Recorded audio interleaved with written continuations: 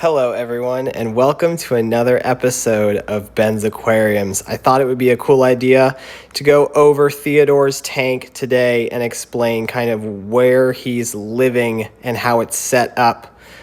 Here is Theodore, for those of you who don't know or are follow me on Instagram at Ben's Aquariums. Theodore is my Dumbo ear betta fish, and he is the beta that got me back into the hobby about a year and a half ago when I worked at a pet store as I was working in between environmental jobs. And so Theodore lives in a Fluval Spec 5.5 gallon aquarium, and it is a Wallstead style tank, meaning that it is designed as an ecosystem and has taken a little bit for me to figure out the balance of how often I need to do water changes, how often I need to be adding in KH booster and GH booster, as well as some of the other fertilizers like iron.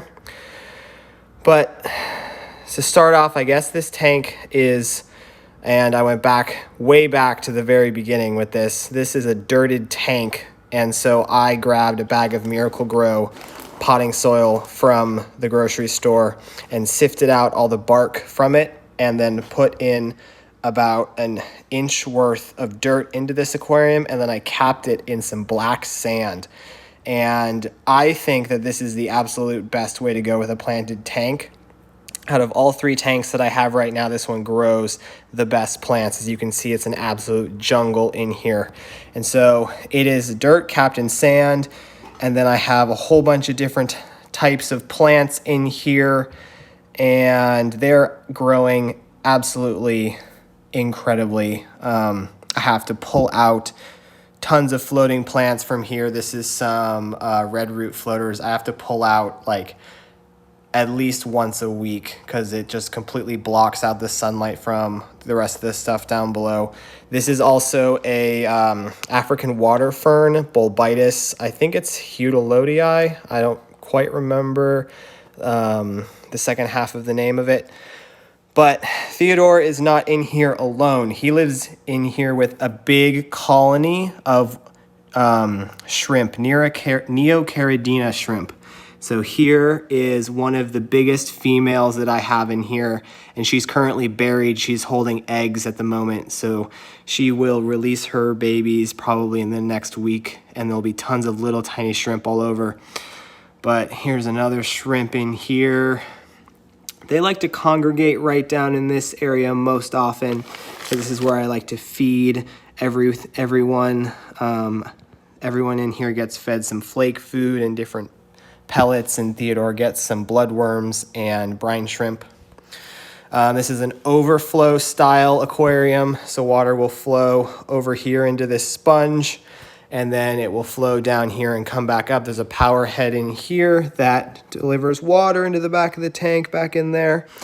And it's really snazzy. Fluval made a little compartment back in here that allows you to put in your heater. And then I have my floating thermometer.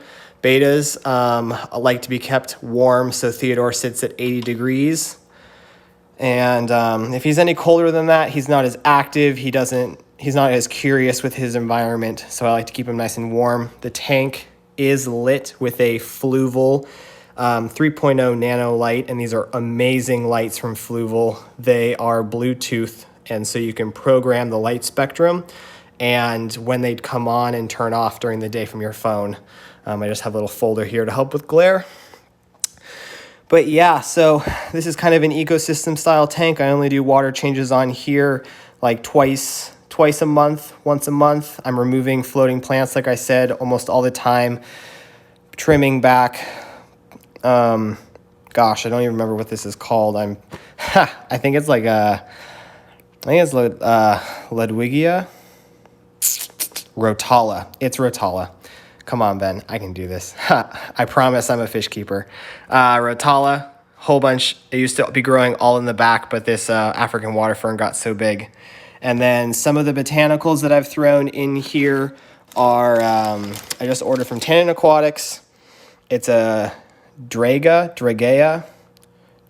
pod. These are awesome. I think this entire bag was like $8, and you just boil them on the stove and put them in. And then the other botanicals that I put in here are alder cones, and these are amazing because they grow a ton of biofilm for all of the shrimp that are in here, and so the shrimp just get to munch on the biofilms all day, and it really helps them improve their immune system. Here is one of the surviving cherry shrimp from the very beginning. Almost all the shrimping here came from a bunch of 10 that I picked up. There was some red cherry shrimp, there was some blue shrimp, orange shrimp, and some brown shrimp, and almost all of them now are either brown, red, or black. So it's very interesting to see their color changes. Here's one up in there. So yeah, so there's the breakdown of Theodore's Fluval Spec 5.5 gallon. If you have any questions, please feel free to leave them in the comment section below. Don't forget to thumbs up this video. I really appreciate it. And if you want to know more about any of these tanks that I have over here, make sure you subscribe.